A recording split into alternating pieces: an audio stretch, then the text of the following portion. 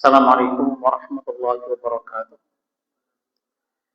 Alhamdulillahi rabbil alamin. Innal hamdalillah nahmaduhu wa nasta'inuhu wa nastaghfiruh wa na'udzu billahi min shururi anfusina wa min sayyiati a'malina. May yahdihillahu fala mudilla lahu wa may yudlil fala hadiya lahu.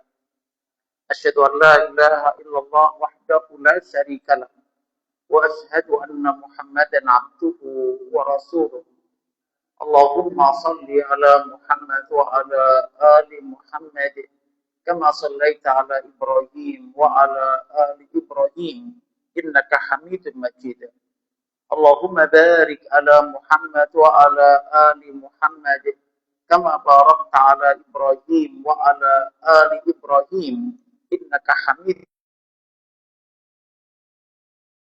الراشدين أبي بكر وعمر وعثمان وعلي وأن بقية صحابة رسول الله صلى الله عليه وسلم أجمعين. أيها المسلمون أيها الإخوة أوصيكم ونفسي بتقوى الله فقد فاز المتقون. لقد قال الله تعالى في القرآن الكريم أعوذ بالله من الشيطان الرجيم يا أيها الذين آمنوا اتقوا الله حق تقاته ولا تموتن إلا وأنتم مسلمون. سبحانك لا علم لنا إلا ما علمتنا إنك أنت العليم الحكيم. Amma ba'd. Jemaah pengajian yang dirahmati oleh Allah Subhanahu wa taala. Insyaallah pada kesempatan malam hari ini kita sama ngaji kita dari surat Al-Baqarah dan insyaallah malam ini kita belajar dari ayat yang ke-93.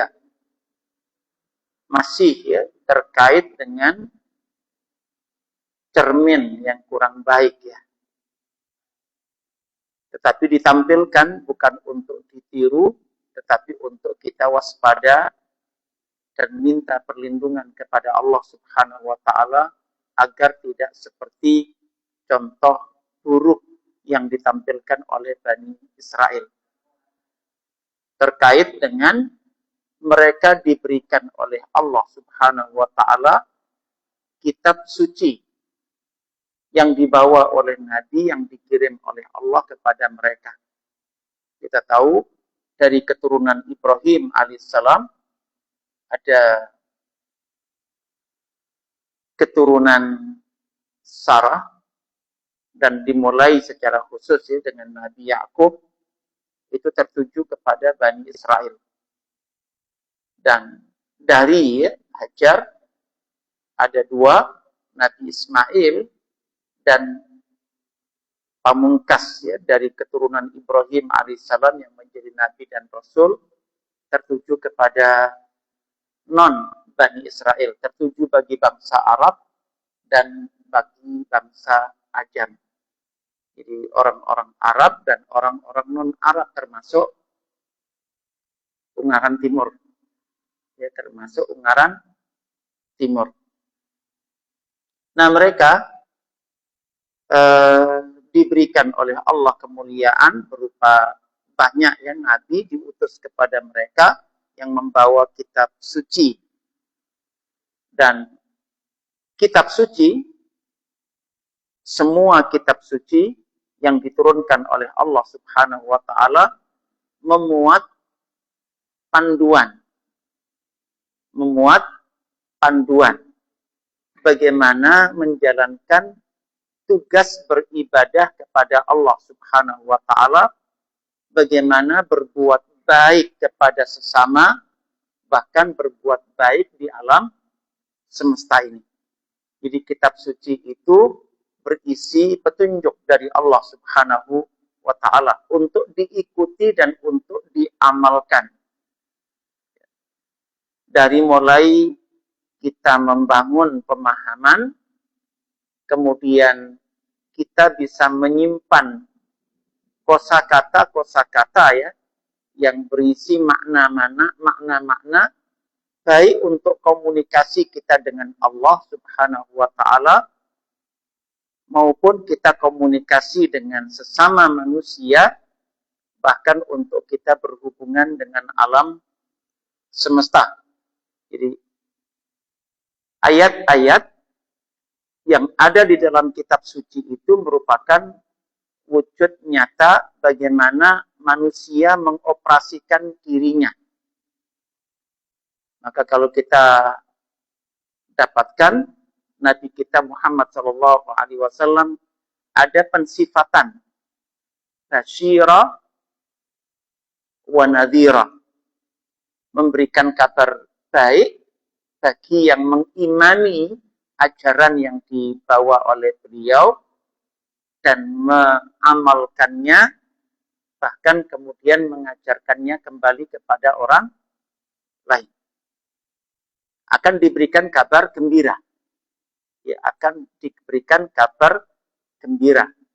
Sementara nadhir adalah peringatan, ancaman yang harusnya menimbulkan ketakutan kepada mereka-mereka yang tidak beriman, tidak mau mempelajari, tidak mau mengikuti, apalagi sampai mengadopsinya dan menjadikan sebagai visi misi dalam kehidupannya. Maka kepada mereka ada ancaman. Banyak sekali ancaman diberikan kepada mereka-mereka jenis ini. Iya. Prinsip umum kita mendapatkan pesan di dalam ayat ini, amalkan ajaran kitab suci dengan kuat, ya, dengan sungguh-sungguh, dengan serius, dengan totalitas. Jika tidak, maka hidup kalian akan penuh masalah tak terselesaikan. Kita mendapatkan Nabi kita Muhammad SAW ketika mendapatkan kitab suci Al-Quran, itu bersamaan dengan beliau mendapatkan warisan masalah. Nabi kita Muhammad SAW mendapatkan warisan tumpukan masalah jahiliyah yang dilakukan oleh umat manusia di zaman beliau dan tentunya yang paling banyak sebelum beliau lahir. Karena beliau adalah Nabi pertama dan sekaligus terakhir yang diutus oleh Allah pasca masa fatrah, masa senggang, masa kosong, tidak ada Nabi, tidak ada Rasul. Ketika Nabi Isa alaihissalam diangkat ke langit, maka di bumi tidak ada Nabi, tidak ada Rasul yang mengajarkan ajaran kitab suci. Itu berlangsung 600 tahun. Berlangsung 600 tahun. Di ujung 600 tahun berarti sudah terakumulasi produk jahiliyah dan kesesatan sebegitu banyak. Jangan bayangkan kira-kira bagi Nabi berat mana ini, nerima Al-Quran 30 juz itu dengan mendapatkan warisan masalah 600 tahun. Kebayang kira-kira yang berat yang mana ini?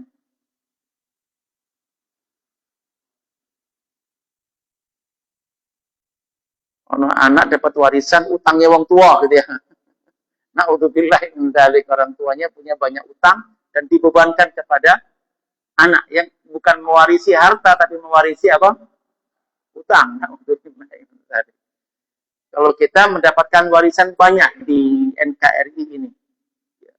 Sebentar lagi Agustus yang ke-81 dan sebagian besar masih impor. Itu kira-kira untuk mengubah menjadi ekspor, itu bebannya siapa itu?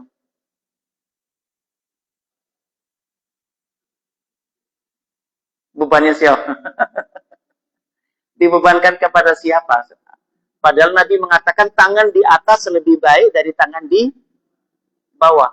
Tangan di atas harusnya produsen, ya, yang memproduksi, yang eksportir. Tangan di bawah konsumen dan importir. Itu PR. Rasanya tidak bangga menjadi satu bangsa sebesar Indonesia, tetapi kemudian semua yang dipakai ternyata produk orang lain. Padahal kita mayoritas orang Islam yang mendapatkan fatwa khairun nasi anfa'uhum linnas. Manusia yang paling baik adalah yang paling bermanfaat bagi orang. Maka kebutuhan kita bukan tentang diturunkannya kitab suci baru, tetapi kebutuhan kita adalah untuk mengimani kitab suci ini dan memperlakukannya sebagaimana Nabi memperlakukannya. Kita wajib memperlakukan Al-Quran ini seperti Nabi memperlakukan. Ya. Kemarin sudah saya sampaikan hadis ini, saya ingin mengulang kembali dari Abi Hurairah radhiyallahu anhu. Beliau berkata, Nabi Muhammad sallallahu alaihi wasallam bersabda, "Ma minal anbiya", dari 124.000 nabi yang pernah diutus oleh Allah itu, tidak ada satupun nabi kecuali diberikan kepada mereka mukjizat. Kecuali diberikan kepada mereka mukjizat. Jadi salah satu bukti kenabian itu adalah mereka menerima mukjizat. Yang maksud dan tujuan mukjizat diberikan kepada para nabi adalah untuk menjadi alasan terkuat bagi umat manusia, umatnya nabi tersebut untuk beriman. Ya, tanpa mukjizat berat ya umat ini mempercayai kebenaran kenabian sang nabi. Wa inna makana alladhi utitu wahya auhahu Allahu ilayya.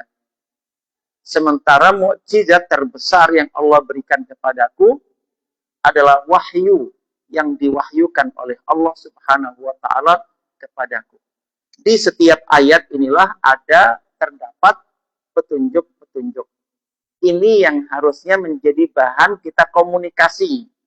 Tasyiran wa nadhira. Kita bisa ngomong, saya ingat waktu saya masuk di Sanawiyah ya, di pondok pada waktu itu, kebetulan di pondok yang saya masuki, saya 9 bersaudara lulusan satu pesantren di Jawa Timur. Itu diajarkan kitab tauhidnya Muhammad bin Abdul Wahab, ya, dikenal sebagai pesantren apa namanya? Wahabi. Dikesan sebagai pesantren Wahabi. Diajarkan di dalam kitab itu, dikenalkan tentang berbagai bentuk dosa besar, kesyirikan, dan kekufuran. Ketika diterangkan oleh Pak Yai, satu persatu, bab per bab dalam kitab itu, saya terkonek dengan ucapan-ucapan ibu kandung saya. Dengan perbuatan-perbuatan beliau yang masih melakukan perbuatan kesyirikan tersebut, bahkan ucapan-ucapan yang mengandung makna kekafiran.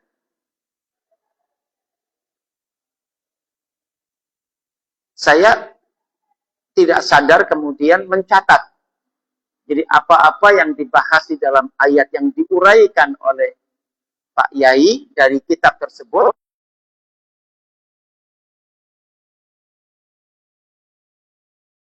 beli buku tulis 2, catatan untuk ibu dan catatan untuk bapak.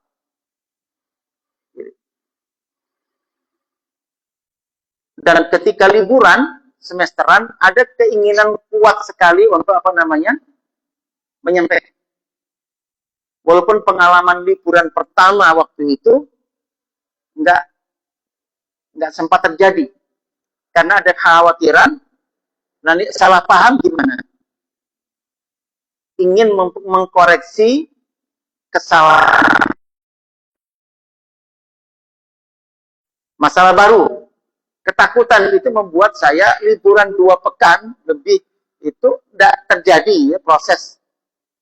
Ketika kembali ke pesantren, saya sempat nangis pada waktu itu dan minta jangan terulang nanti pada liburan kenaikan kelas. Dan 1 semester lagi bertambah lagi catatan saya untuk ibu dan untuk bapak. Dan ketika benar pulang dan liburan itu, saya minta kepada Allah kekuatan dan diberikan kekayaan untuk bisa berkomunikasi. Tapi alhamdulillah terjadi. Jadi untuk pertama kali kelas 1 SMP semester 2. Jadi mulai berani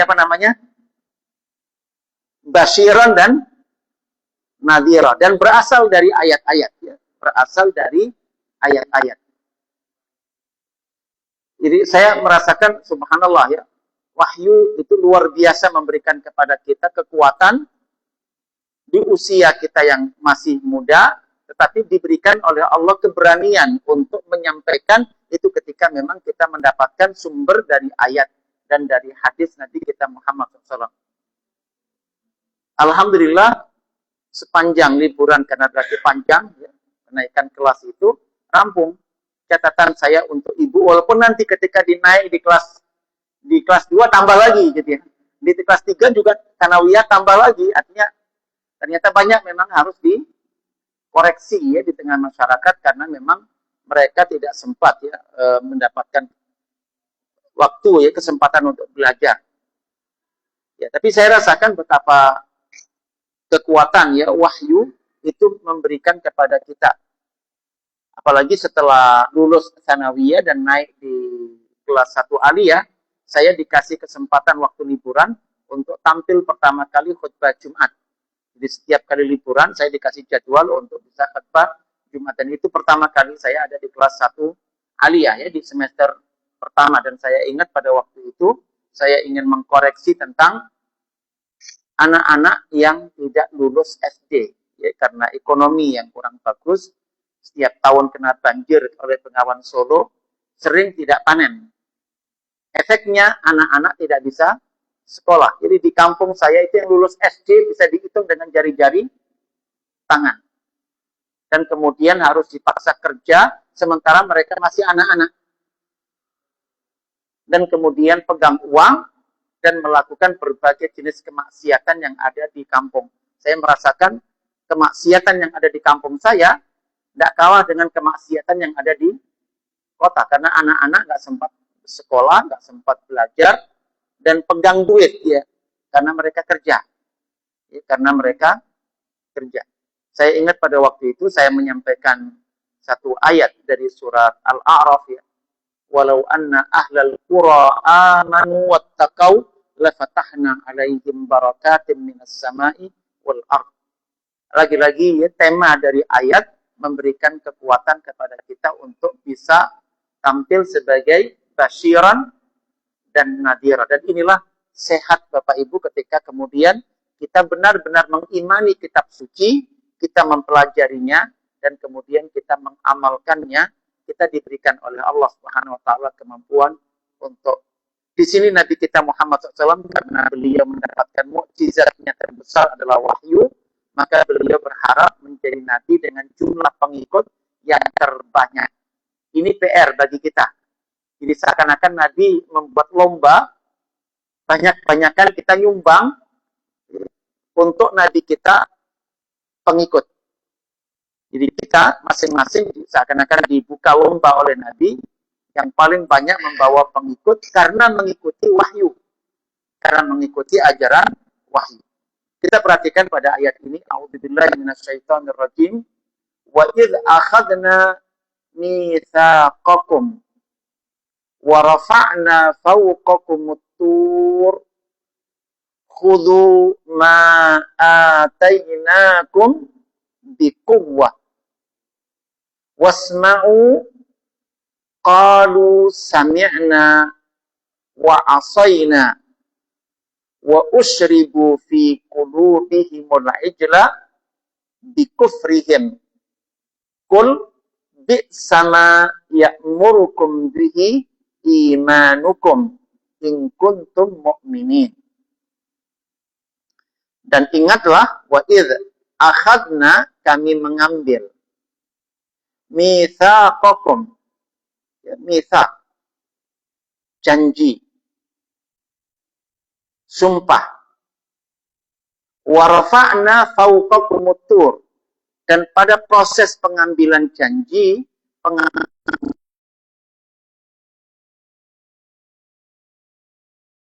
ya, diangkat Gunung Tursina, diangkat di atas kepala mereka.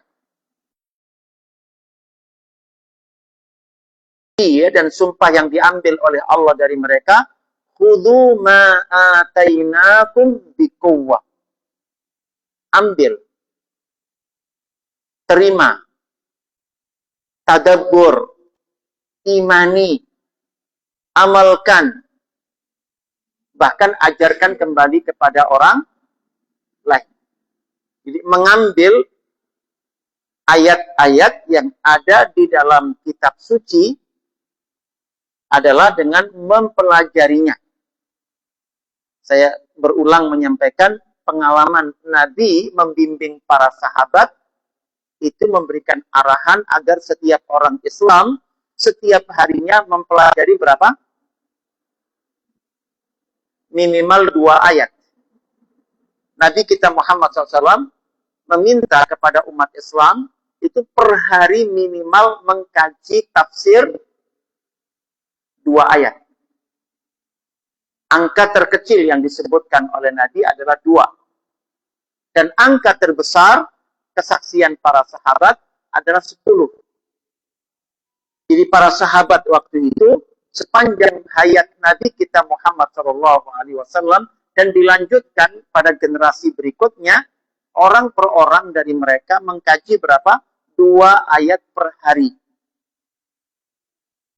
Untuk menjadi sumber ilmu, untuk membentuk keyakinan, untuk mengetahui perintahnya apa saja, larangannya apa saja, yang dihalalkan apa, yang diharamkan apa. Yang dicintai oleh Allah itu apa, yang dibenci oleh Allah itu apa. Misalkan kita mendapatkan contoh dari Imam Syafi'i rahimahullah. Itu diantara yang beliau lakukan adalah sengaja mendatangi ulama. Sengaja mendatangi majelis. Untuk mendengarkan apa namanya? Pelajaran. Ayat-ayat yang diurai, yang dijelaskan, atau hadis-hadis yang dijelaskan. Itu sengaja telinganya dibuka apa namanya? Lebar-lebar. Tapi ketika beliau berangkat dan pulang, di pinggir jalan, melewati anak-anak muda yang main apa namanya? Main apa itu?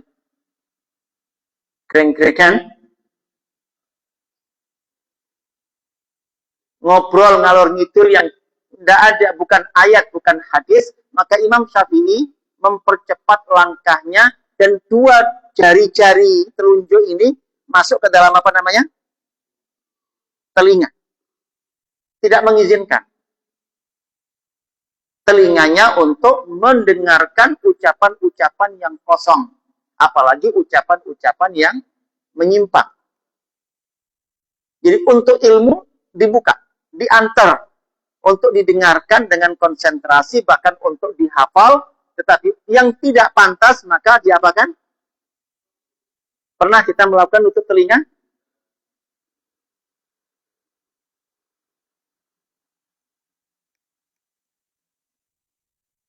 Ini contoh ya, bagaimana kemudian ayat itu memandu.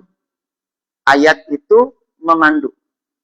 Bahkan kita mendapatkan satu di antara praktek Nabi kita Muhammad SAW ketika di dalam sholat, itu beliau membaca ayat-ayat tertentu, ada sesuatu yang bagus untuk diminta. Maka beliau pasti wakaf sejenak dan menyempatkan meminta hal tersebut. Entah kebaikan dunia maupun kebaikan akhirat. Begitu sebaliknya ketika membaca ayat yang di situ ada hal-hal buruk, hal-hal yang merugikan, maka beliau juga berhenti sejenak dari melanjutkan bacaannya dan menyempatkan ta'awud, minta perlindungan kepada Allah dari hal-hal buruk dan potensi kerugian itu, baik dunia maupun di akhirat. Bahkan secara khusus, pernah Nabi kita Muhammad SAW itu menghabiskan waktu malam dengan cara sholat, dan dalam sholat itu yang paling utama adalah mengulang-ulang satu ayat. Ada satu ayat di surat Al-Ma'idah, ayat 118. Itu dibaca oleh beliau, nggak tahu berapa ratus kali atau berapa ribu kali. Pada posisi berdiri, dan kemudian pada posisi ruku, dan bahkan pada posisi sujud. Ini aneh. Tidak pernah Nabi melakukan qiyamul lail dengan cara seperti itu. Karenanya kemudian saksi mata malam itu Abu Dzar Al-Ghifari, begitu selesai sholat subuh, langsung menanyakan hal itu, ya Rasulullah, tadi malam aneh sekali, engkau habiskan waktumu sampai jelang subuh itu dengan mengulang-ulang satu ayat, engkau baca saat berdiri, engkau baca saat ruku, dan engkau baca saat sujud. Ayat itu berbunyi, in tu'adzibuhum fa innahum ibaduk wa in taghfir lahum fa innaka antal azizul hakim. Diulang sampai berdirinya panjang sekali. Habis itu rukuk. Pada posisi rukuk dibaca lagi, in tu'adzibuhum fa innahum ibaduk wa in taghfir lahum fa innaka antal azizul hakim. Terus i'tidal. Terus sujud. Dalam posisi sujud dibaca lagi ayat itu, in tu'adzibuhum fa innahum ibaduk. Itu sampai di subuh. Makanya habis subuh langsung interupsi ya, si sahabat Abu Dzar ini ingin penasaran apa sebetulnya yang terjadi malam itu. Kenapa ini diulang-ulang? Begitu ditanya oleh Abu Dzar Al-Ghifari, Rasulullah SAW segera mengatakan, inni sa'altu rabbi asy-syafa'ata li ummati.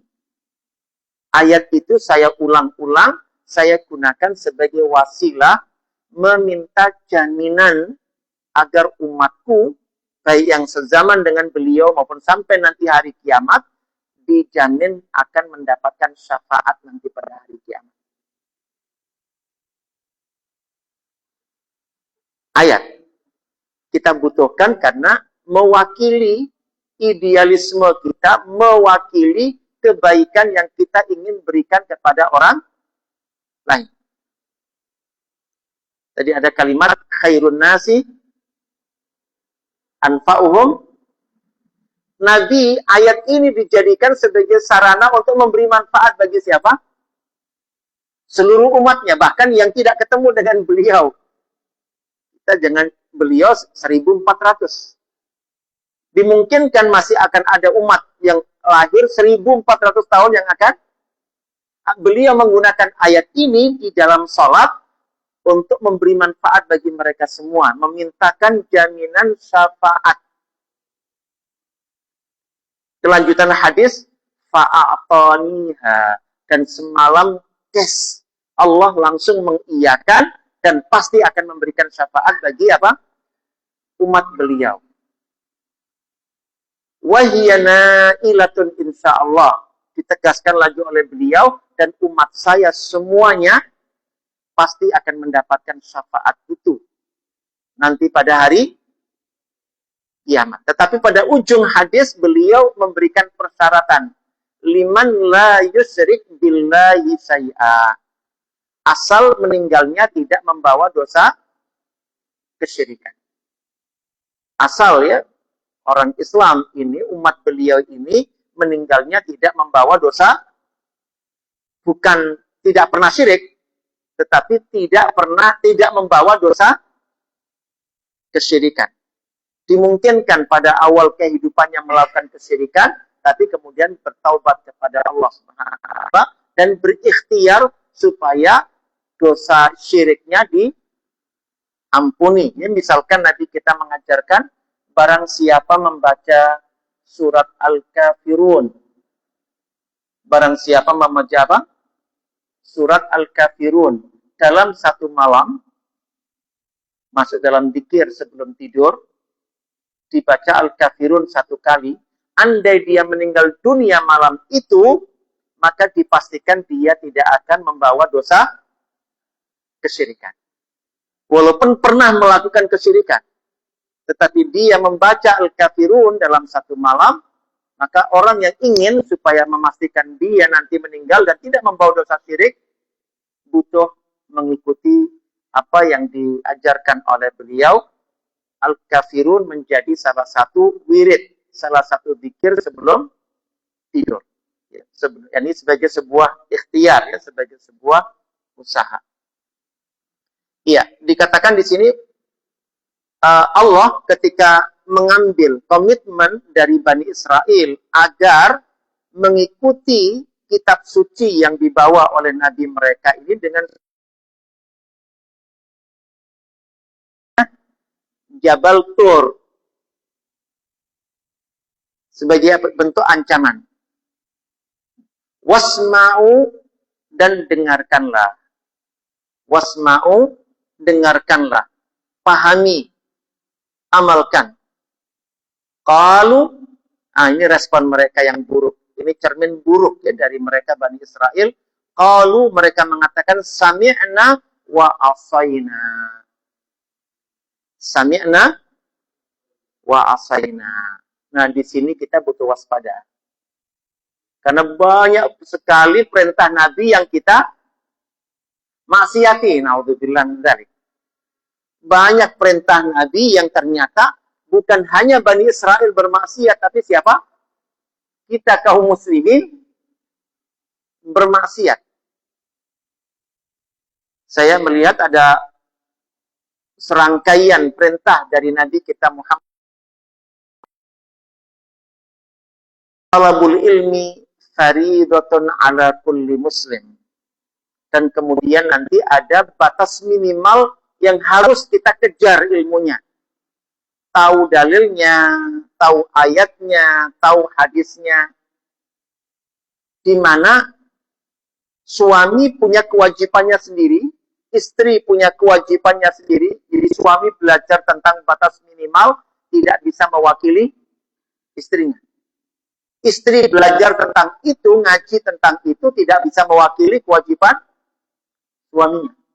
Orang tua belajar tentang itu tidak bisa mewakili anak. Dan anak belajar tentang itu tidak bisa mewakili, artinya semua orang Islam fardu ain untuk belajar tentang hal tersebut. Apakah hari ini kaum muslimin rata-rata mengejar untuk memahami batas minimal itu?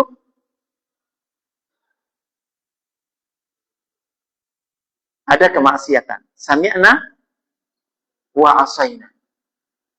Kalau sudah dipelajari dan tahu dalilnya, kata Nabi, qayyidu al-ilma bil kitab.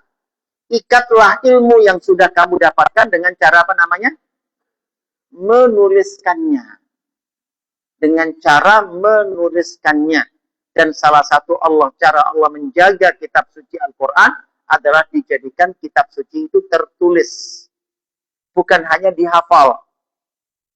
Lagi-lagi kita umat Islam, kalau jenengan pengajian di tingkat RT, RW, berapa banyak yang nulis?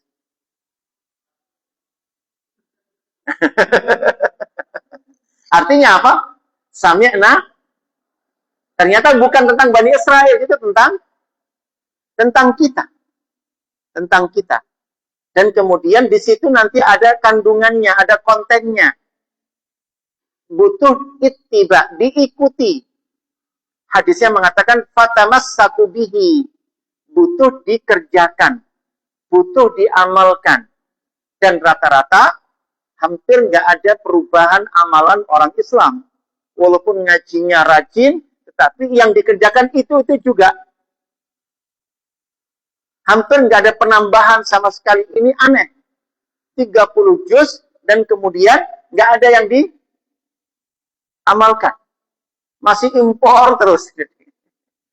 Nggak ada yang kemudian mendorong kita untuk memproduksi dan menjadi tangan yang di atas. Bapak-bapak punya pengalaman menyekolahkan anak?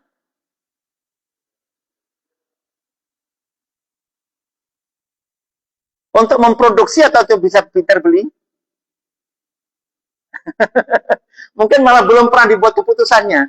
Nyekolahkan anak supaya bisa mengangkat harkatnya bangsa Indonesia, bukan lagi nada tangan di bawah, tetapi memproduksi, mencukupi kebutuhan dunia.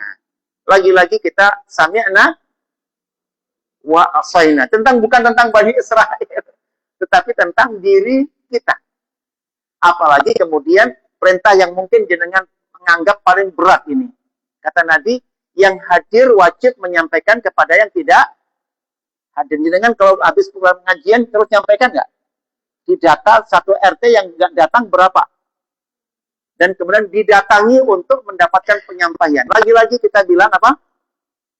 Sami'na dengan tindakan. Ya, dengan tindakan. Na'udzubillah min dzalik. Maka teman-teman sekalian, ini bagian yang butuh ya kita lakukan perbaikan dalam kehidupan kita dan membangun hubungan dengan kitab suci Al-Qur'anul Karim. Ya, membangun hubungan dengan Al-Qur'anul Karim. Wa usribu fi qulubihimul ijl. Ya, lebih parah lagi nampaknya memang kalbu mereka sudah dikuasai ya, kesengsem dengan apa namanya? Patung anak sapi itu karena mereka mengkufuri apa yang mereka dapatkan dari ajaran kitab suci itu, tidak diimani, tidak diikuti, tidak diamalkan, tapi malah dikufuri. Maka Allah memerintahkan kepada Nabi kita Muhammad SAW, Kul bi'sama ya'murukum bihi imanukum in kuntum mu'minin. Betapa buruk ya iman kalian menyuruh kalian melakukan tindakan ini. Sami'na wa asaina, kami dengar tetapi maaf kami maksiati. Ya, maaf kami maksiati. Dikatakan ini seburuk-buruk tindakan, seburuk-buruk langkah yang diperintahkan oleh keimanan kalau sesuai dengan klaiman mereka sebagai orang-orang yang beriman. Adzan?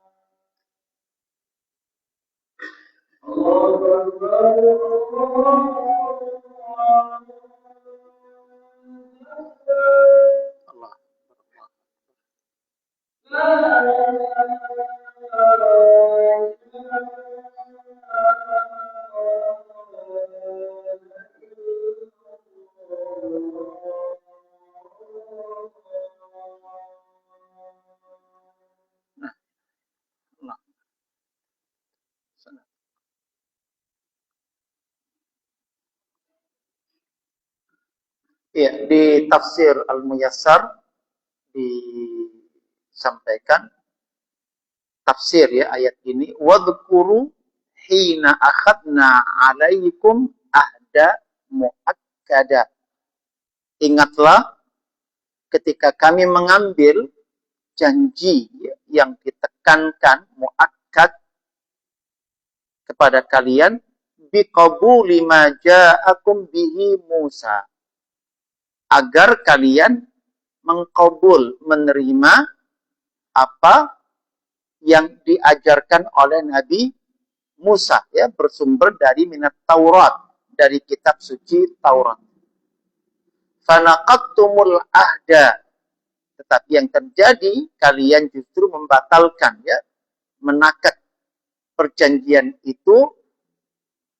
Farafa'na jabalat Tur, kami angkat, kata Allah, gunung Tursina, fauqa ru'usikum, di atas kepala-kepala kalian semua, wa qulna lakum, dan kami katakan kepada kalian, khudhu ma atainakum bijiddin, ambillah kitab suci, ya, ajaran yang ada dalam kitab suci yang telah kami berikan kepada kalian, bijiddin, dengan penuh kesungguhan.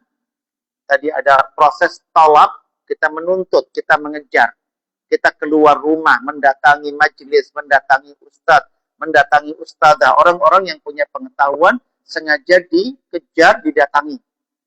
Seperti Ibnu Abbas radhiyallahu anhu, di usianya yang masih sangat-sangat belia, setiap beliau tahu ada sahabat tertentu menghafal satu hadis dari Nabi kita Muhammad SAW, atau satu ilmu dari Nabi kita Muhammad SAW, maka beliau tulis, didata, dan kemudian beliau bikin jadwal mendatangi satu persatu. Padahal pada masa itu beliau termasuk paling banyak hafalan hadisnya, paling banyak ilmunya diambil dari Nabi. Dan banyak umat membutuhkan kepada beliau, sehingga yang datang ke rumahnya Ibnu Abbas itu banyak. Tetapi banyak dari mereka dalam tanda petik kecewa karena tuan rumah tidak ada. Kemana? Menjemput hadis per hadis yang ada dalam diri para sahabat yang lain. Khawatir keburu mereka meninggal dunia dan ada hadis Nabi nanti hilang. Maka beliau menjemput, ya, mengambil. Harusnya kita juga melakukan hal yang sama. Dan setiap ilmu yang sudah kita dapat, agar diikat dengan cara menuliskannya. Dan lebih hebat adalah kemudian kita diperintahkan menyampaikan ulang kepada orang lain. Ini tidak disebutkan nama, ya, siapa yang harus menyampaikan. Aslinya ini kebutuhan setiap orang Islam untuk menyampaikan ajaran kepada orang lain. Karena disinilah terletak jariah, ya, pahala yang terus mengalir sampai hari kiamat adalah kalau kita menyampaikan ajaran. Kalau sekedar mengamalkan dapat pahala, tapi begitu meninggal dunia putus. Dan ini yang butuh kita waspadai. Bagaimana cara kita mengimbangi antara karunia yang Allah berikan kepada kita dengan amal-amal kita yang nilainya besar. Kita difasilitasi bumi seluas ini. Sejatinya kita butuh nggak bumi yang luas? Atau yang kita tanduri di rumah kita cukup sebetulnya? Bapak Ibu, kita diberikan fasilitas oleh Allah bumi, ya, untuk kita injek ini yang halal untuk kita injek untuk berusaha berapa persen? 100%. Kita dipayungi langit. Bagaimana caranya kita mensyukuri itu semuanya? Maka di antara yang paling menonjol adalah kebiasaan untuk menyampaikan ulang, menyampaikan kembali, bahkan tadi kepada siapa? Kata Nabi, kepada yang tidak hadir. Yang hadir menyampaikan kepada yang tidak hadir. Kalau itu kita sami'na wa ata'na, ada pergerakan di tengah masyarakat. Ada arus kebaikan yang hidup. Tetapi selama ini yang terjadi, ya, saya menyaksikan bapak saya sendiri, ibu saya sendiri, ya, rajin datang ke majelis, tetapi tidak rajin menyampaikan kembali kepada orang lain. Kita bisa membayangkan andai beliau mengambil bagian dari tanggung jawab itu subhanallah, ya, kadar perubahan yang terjadi akan jauh lebih besar. Wasma'u wa ati'u, dengarkan dan taati, wa illa asqatnal jabala alaikum. Ya. Jika kalian tidak tursina itu kepada kepala kalian semuanya, ya, kepada kalian semua. Tentunya ini dalam bentuk ancaman, nggak nyaman. Kita menerima ajaran dengan dalam agama kita la ikraha fid din, ya. Butuh situasi yang nyaman untuk penyampaian ilmu. Kelanjutan masih dalam tafsir Ibnu Al-Muyassar, faqultum sami'na qaulaka wa asayna amrak. Kalian mengatakan, kami dengar ucapanmu, tetapi wa asayna amrak. Kami maksiati, kami membangkang untuk melaksanakan perintahmu. Li'anna ibadatal ijli qad imtazajat biqulubikum. Karena kecintaan, kecenderungan untuk menyembah, ya, patung anak sapi betina itu telah, ya, nampaknya menyatu, bersenyawa dengan kalbu kalian semua. Bisa babi tamadikum fil kufri. Itu karena keseriusan, ya, kalian dalam kekufuran. Qul lahum, katakanlah kepada mereka, ayyuhar rasul, wahai Rasul Muhammad sallallahu alaihi wasallam, qabuha ma ya'murukum bihi imanukum. Betapa qabih, betapa buruk, ya, iman kalian yang menyuruh kalian, ya, untuk kekafiran itu dan kesesatan. In kuntum musaddiqina, bima anzalallahu alaikum, andai benar bahwa kalian adalah orang yang mengimani dan membenarkan apa yang diturunkan oleh Allah Subhanahu wa taala kepada kalian. Ya, jemaah sekalian yang dirahmati oleh Allah, kita belum ya dalam kondisi baik-baik saja. Terutama kita bangsa Indonesia yang mayoritas muslim, kita belum pada posisi baik-baik saja. Itu diantaranya karena terlalu banyak kita bermaksiat kepada perintah-perintah Nabi yang mengajak kita kepada kema'rufan, justru tidak kita jalankan. Justru tidak kita jalankan. Tetapi kita bersyukur ada sebagian saudara kita yang nampaknya merespon dengan baik, ya, merespon dengan baik ajaran-ajaran ayat suci Al-Quran dan sunnah Nabi kita Muhammad Sallallahu Alaihi Wasallam, terutama saudara kita yang ada di Turki sana, dari presidennya sampai kepada masyarakat secara umum, sehingga pada hari ini mereka dimuliakan oleh Allah Subhanahu Wa Taala, ada pada posisi tangan di atas, ya, ada pada posisi tangan di atas.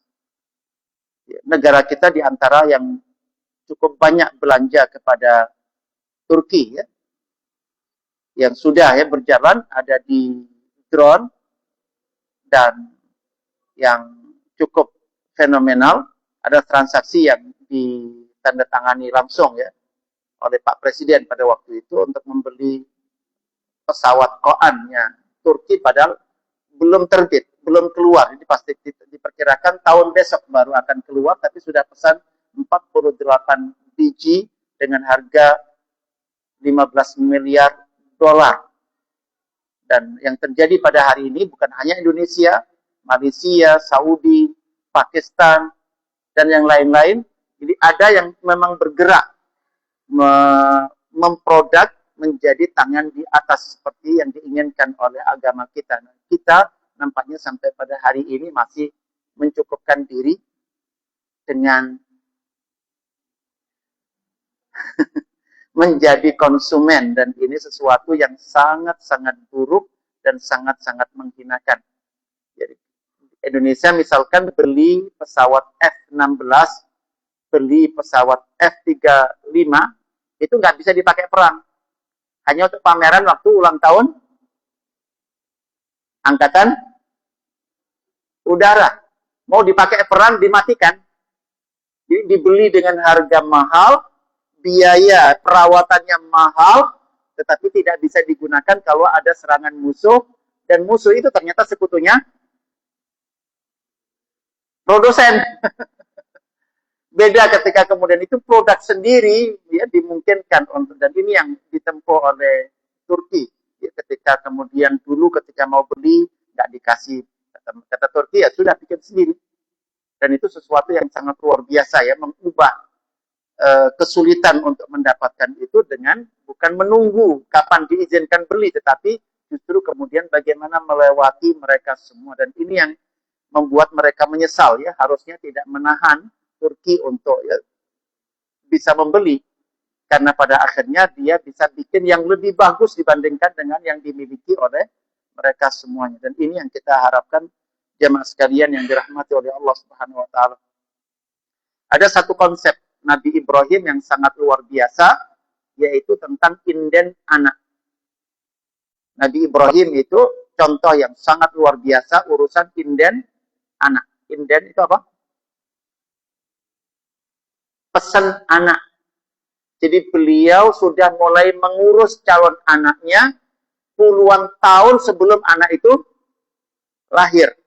Bahkan ribuan tahun sebelum anak itu lahir. Ismail misalkan itu lahir di usia Ibrahim yang ke-85. Ismail, anak pertamanya, itu lahir di usia Ibrahim 85 tahun. Katakanlah Ibrahim nikah di usia 40 tahun. Dan sudah menekuni Rabbi habli minas salihin. Baru lahir 40 tahun 45 tahun berikutnya. Bahkan Nabi Ibrahim sudah menekuni Rabbana wa ba'ats fihim rasulan minhum yatlu 'alaihim ayatika wa yu'allimuhumul kitaba wal hikmah wa yuzakkihim, yang ada di surat Al-Baqarah ayat 129. Ini 2500 tahun sebelum Nabi Muhammad lahir. Jadi ayat itu tertuju minta kepada Allah agar dilahirkannya Nabi Muhammad. Dan Nabi Muhammad baru lahir persis seperti yang diminta oleh Nabi Ibrahim sifat-sifatnya, itu setelah Ibrahim wafat dengan jarak waktu 2500 tahun. Andai kita mencontoh Ibrahim alaihissalam, dan anak sampai generasi Nabi Muhammad itu generasi ke-30. Jadi secara biologis Nabi Muhammad adalah urutan ke-30 dari keturunan. Andai kita masing-masing indan kepada Allah anak, cucu, anaknya cucu, cucunya cucu sampai generasi ke-30, dan kita murni indan kepada Allah, jenis kelamin boleh, ilmunya di bidang apa, memproduksi apa, bermanfaat bagi sebagian 15% penduduk dunia, 50% penduduk dunia, 100% penduduk dunia, kira-kira Allah bisa mencipta? Justru itu yang bisa melahirkan orang-orang istimewa di NKRI ini. Sementara sekolah kita baru bisa memberikan sertifikat lulus. TK 2 tahun, ujung-ujungnya dikasih apa namanya? Sertifikat lulus. SD 6 tahun, ujung-ujungnya dikasih apa? Sertifikat lulus. SMP 3 tahun, sertifikat lulus lagi. SMA, SMK 3 tahun, lulus untuk nyari pekerjaan. Lulus S1, sertifikat juga untuk nyari apa namanya? Pekerjaan. S2 juga sama, S3 juga sama. Dan saya melihat ini kekonyolan yang sangat luar biasa. Bersaing dengan yang belakangan ini kita sorot, umroh, dan tidak ada perubahan. Haji, dan tidak ada perubahan. Sekolah, dan tidak ada perubahan sama sekali. Ya, sesuatu yang sangat-sangat menyedihkan, bahkan sangat memalukan sedemikian rupa. Ya, Bapak Ibu, mari kita senantiasa perhatikan apa yang diberikan oleh Allah, ya, arahan, bimbingan bagi kita semuanya untuk kita ikuti, karena dengan begitu kita konsisten dengan syahadat kita untuk taat kepada Allah dan taat kepada Rasulnya. Subhanakallahumma bihamdika asyhadu an la ilaha illa anta astaghfiruka wa atubu ilaik. Assalamualaikum warahmatullahi wabarakatuh.